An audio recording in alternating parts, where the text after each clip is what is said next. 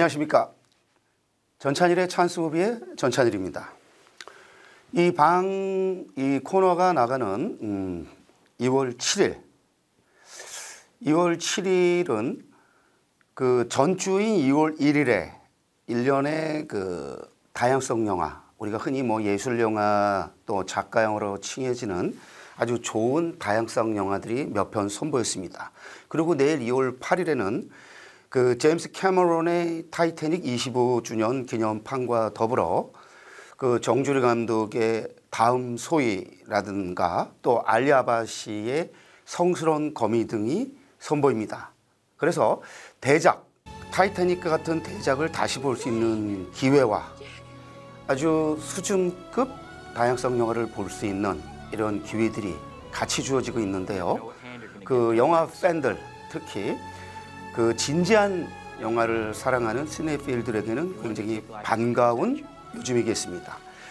지난주 2월 1일에 선보인 영화 중에서 제가 그 전에 이제 헤어질 것인과 더불어 아카데미 후보 지명에 대해 그 진단을 하면서 바빌론, 데미언 셔젤의 바빌론이 그 감독상이나 이제 작품상에 후보 지명되지 않은 것에 대한 문제 제기를 했었죠. 그 영화는 이제 그 저스틴 허위츠의 음악상 그리고 또 그 의상상 뭐 이런 부분에 그 역시 중요한 부분입니다. 되긴 했지만 그 가장 관심을 끄는 작품상과 그 감독상의 후보 지명이 되지 않으면서 제가 상당한 유감을 표명했었는데, 다시 한번 말씀드리지만은 이 영화에서의 브래드 피트의 연기는 그동안 봐왔던 브래드 피트와는 다른 무게감을 전하는 아주 강렬한 인상을 전한다는 거 다시 한번 강조드리고요. 또 마고 로비, 사실 굉장히 가벼운 캐릭터를 그동안 많이 해왔는데 이 영화에서도 역시 가벼운 캐릭터지만 할리우드라는 그런 컨텍스트와 연관해서 봤을 때는 아주 의미심장한 멋진 여성 캐릭터였죠. 이 두 인물은 그 영화 속에서 쓸쓸한 죽음을 맞이합니다. 한 사람은 그 자살을 택하고요.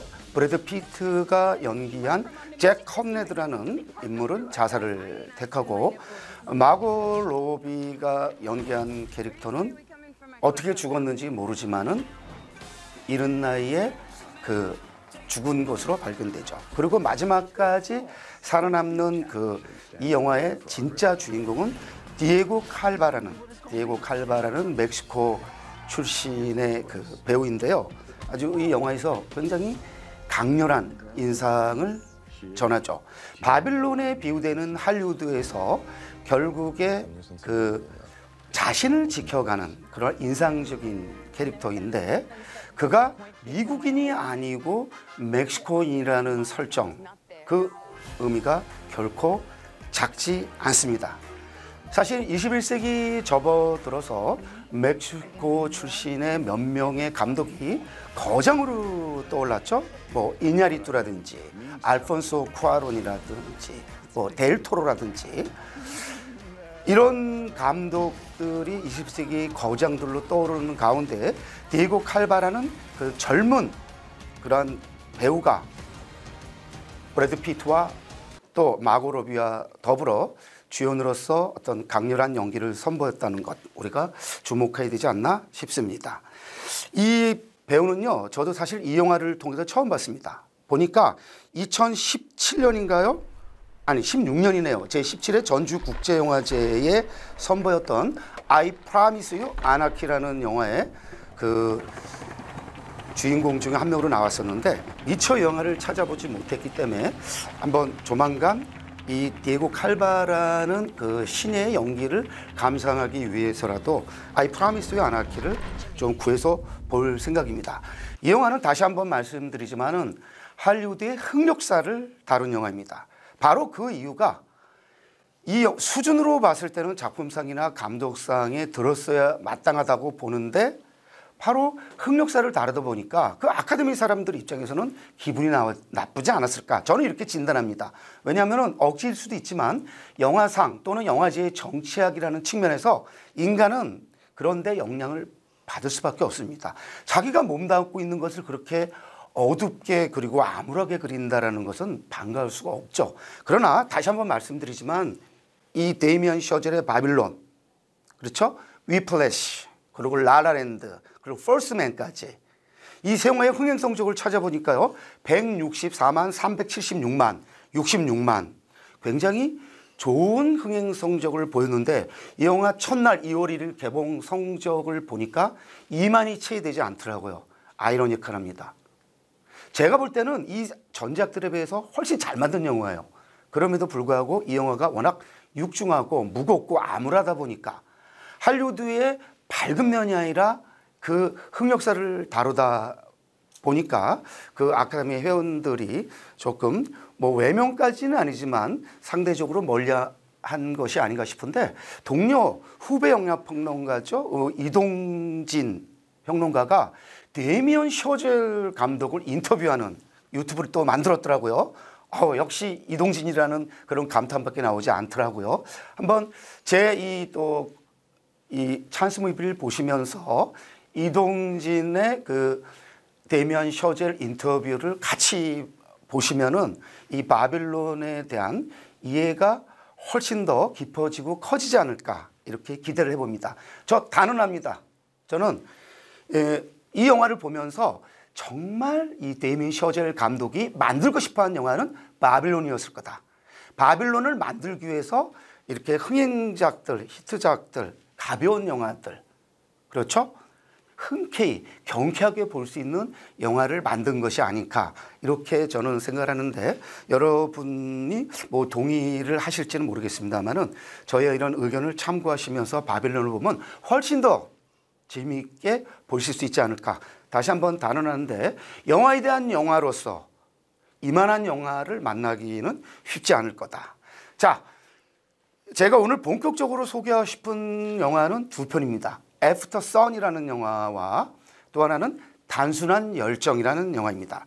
애프터 선은요, 애프터 선이 아니고 애프터 선입니다. 그 애프터 선은 태양 이후라는 뜻인데 그 뭘까 찾아봤더니 애프터 선은 그 영화 속에서 그 바르는 그 크림이 나옵니다. 우리가 선텐, 그 햇볕으로부터 그 피부를 보호하기 위해서 바르는 그 선크림이 나오는데 그거를 가리키는 그 제목이더라고요. 애프터 선. 그러니까 애프터 선이 아니라 애프터 선이겠죠. 그리고 이 애프터 선은 이 영화에서 굉장히 중요한 어떤 기능을 합니다. 이 영화를 보면은 딸과 아버지가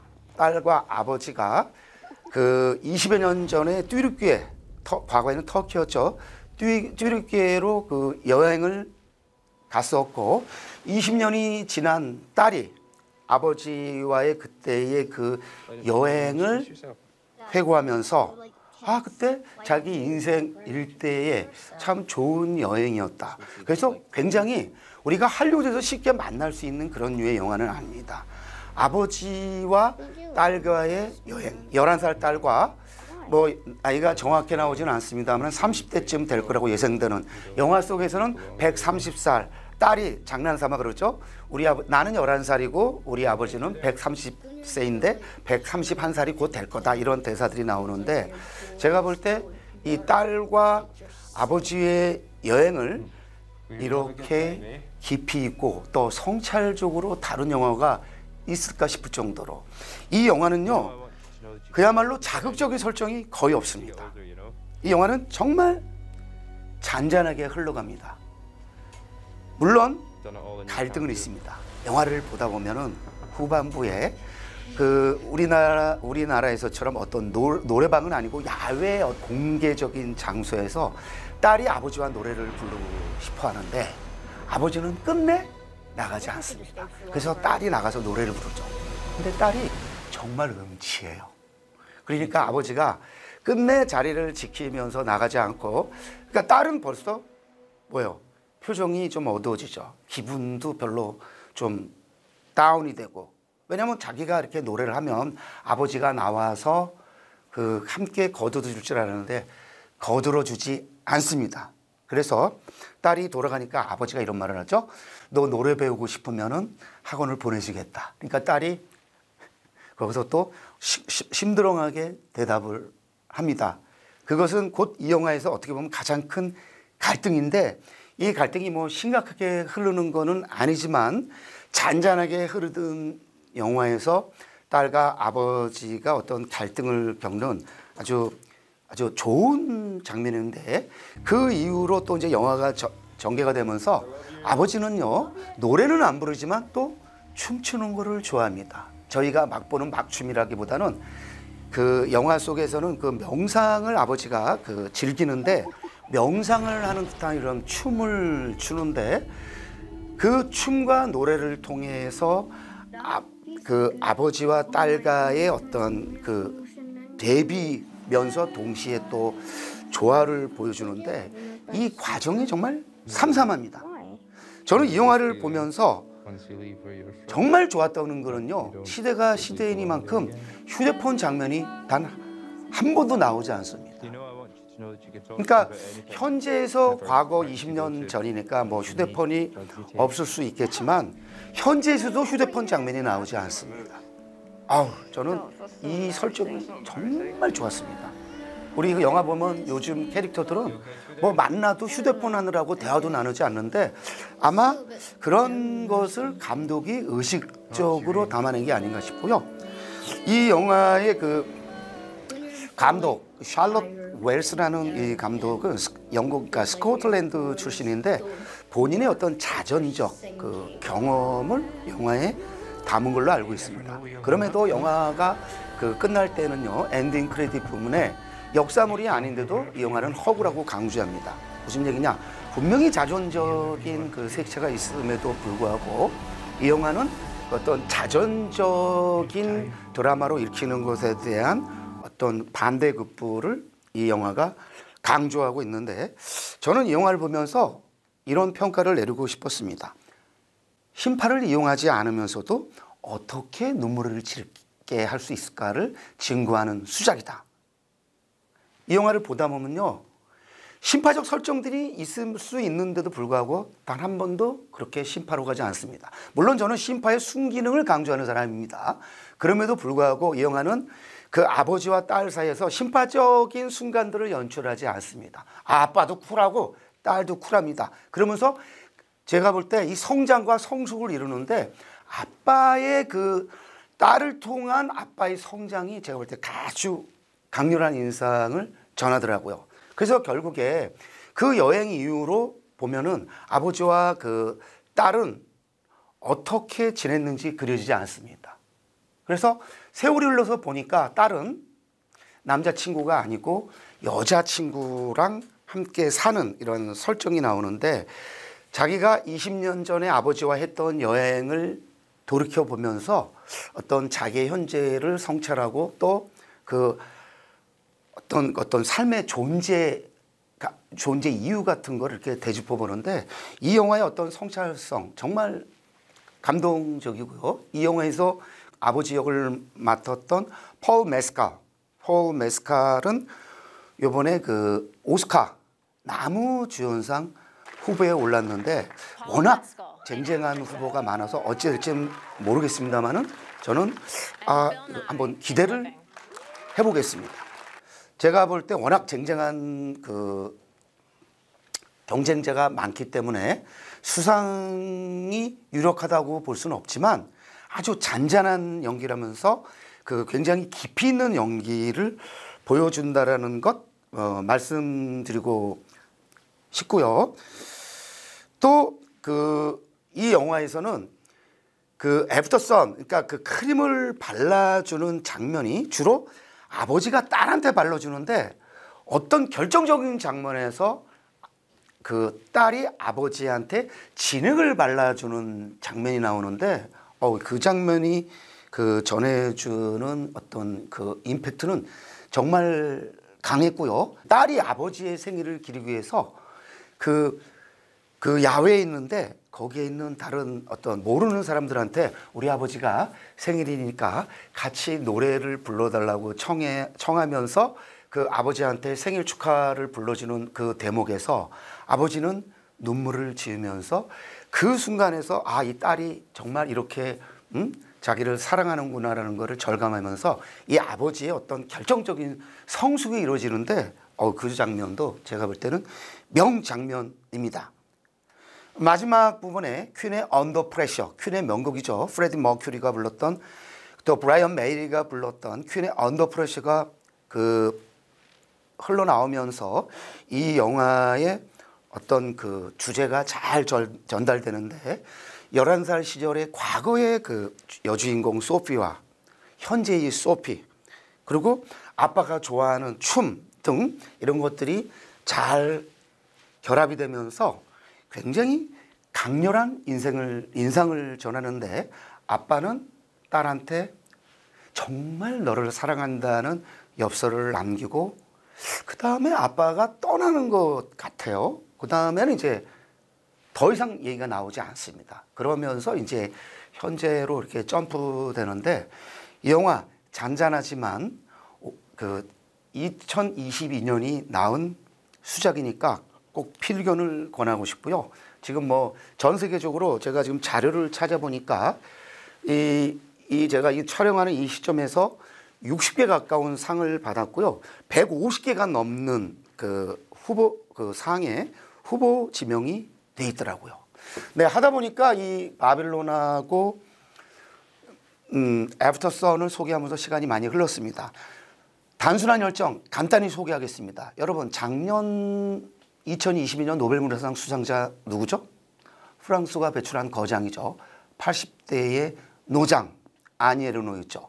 아니 에르노의 그 아주 간단한 에세이는 르베누망 사건이 그 오드리 듀안이라는 감독에 의해서 그 연출돼서 2021년 베니스 영화제 황금 사자상을 받았는데, 그 전 2020년에는 그 다니엘 아르비드라는 레바논 출신의 프랑스 여성 감독에 의해서 영화화 됐습니다. 사실 그 단순한 열정은 그 아니 에르노에게 노벨상을 안겨주는데 결정적인 그 역할을 했던 한편의 텍스트인데요. 사실 이 소설을 읽고 이 영화를 보시기를 미리 권하고 싶은데, 아마 이 소설을 읽으시게 되면 좀 당황을 하시게 될 겁니다. 왜냐하면 이 단순한 열정은요, 우리가 흔히 아는 그런 내러티브 위주의 그런 소설이 아닙니다. 여기 이 아니 에르노의 단순한 이 열정은.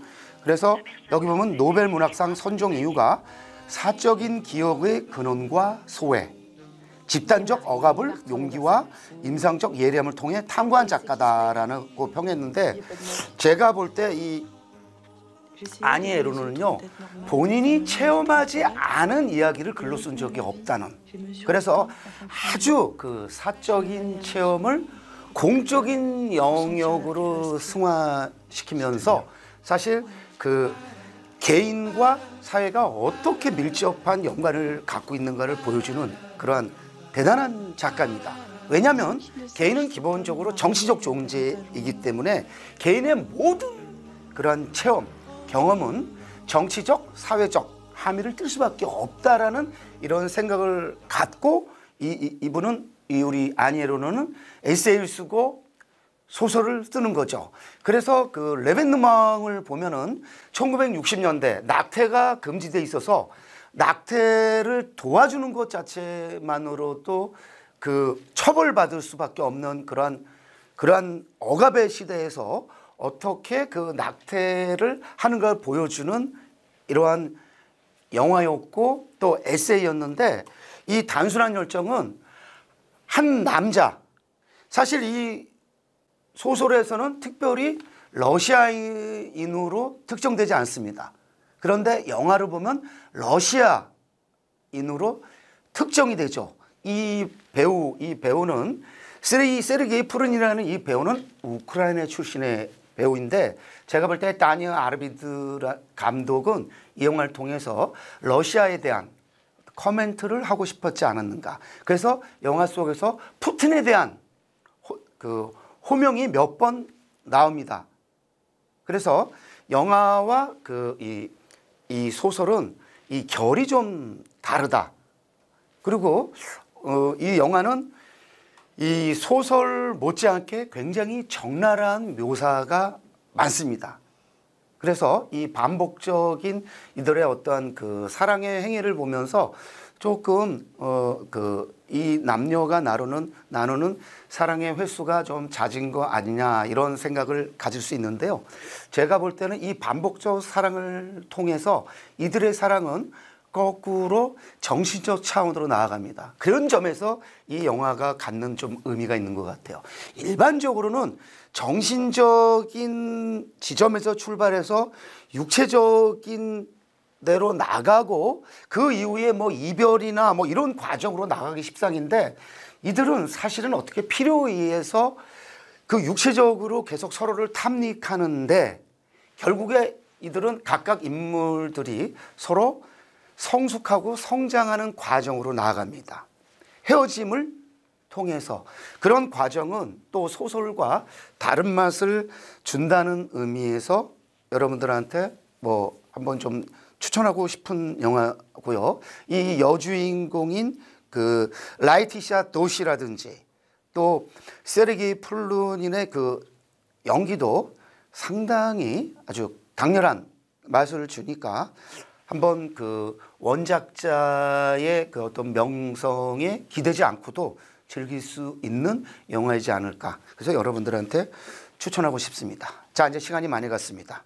간단하게 이제 소개하면 이런 대목이 있습니다. 작년 9월 이후로 나는 한 남자를 기다리는 일 외에는 아무것도 할 수 없었다. 영혼마저 잠식한 열병 같은 사랑에 빠져버린 여주인공 엘렌, 또 통제되지 않는 자신의 욕망, 그리고 육시적 탐닉을 마주할수록 점점 혼란에 빠지고 일상이 조금씩 흔들리기 시작을 하는데, 그 일상이 흔들리는 과정이 사실은 불편합니다. 그 아들 하나밖에 없는들도 거의 방치하다시피 하죠. 그런데 그 과정이 이 여인한테는 굉장히 존재적 각성, 존재적 성숙으로 나아갑니다. 이 남자와의 만남, 이 남자를 향한 열정을 통해서 사랑이었죠. 그런데 이 열정을 통해서, 단순하다고 칭한 이 열정을 통해서 이 여인은 스스로가 얼마나 대단한 능력이 있는 그런 존재인가를 깨닫습니다. 그런 점에서 이 소설이나 영화는 어떻게 보면 우리들의 어떤 다른 모습을, 아니 우리들의 어떤 모습을 담고 있는 소설이고 영화이지 않나, 이런 생각을 해봅니다. 이 영화 뭐 외에도 그 올리비아 아사야스, 지금 프랑스를 대표하는 그런 명장이죠. 올리비아 아사야스가 자기의 부인이기도 했던 장만옥과 함께 찍었던 그 이마 베프라는 영화, 1996년작인데 이 영화도 뭐 추천하고 싶지만 시간 관계상 이 정도로 하고요. 다음 주에 예고드렸듯 다음 소위 성스러운 거미로 만나 뵙겠습니다. 고맙습니다.